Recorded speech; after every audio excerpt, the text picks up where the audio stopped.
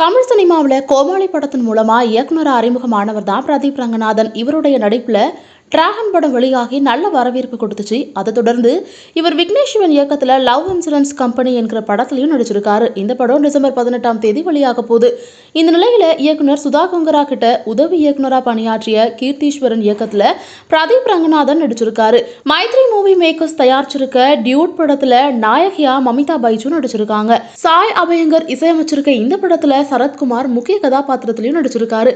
இந்த நிலையில தீபாவளி பண்டிகையை முன்னிட்டு டியூட் படம் நேற்று தியேட்டர்ல ரிலீஸ் ஆகி மக்கள் மத்தியில நல்ல வரவேற்பு பெற்றிருக்கு. இந்த நிலையில டியூட் படத்துல நடிச்ச படப்பிடிப்பு காட்சிகளை பிரதீப் ரங்கநாதன் வீடியோவா தன்னோட எக்ஸ் பேஜ்ல பகிர்ந்திருக்காரு. இந்த வீடியோ சோசியல் மீடியாவில் நல்ல வைரல் ஆயிட்டு இருக்கு. அது மட்டும் இல்லாம முதல் நாள் உலக அளவில் 22 கோடி வசூல் வேட்டு நடத்திருக்குன்னு தயாரிப்பு நிறுவனம் அதிகாரப்பூர்வமா அறிவிச்சிருக்காங்க. இந்த வீடியோ உங்களுக்கு பிடிச்சிருந்தா லைக் பண்ணி சப்ஸ்கிரைப் பண்ணிக்கோங்க.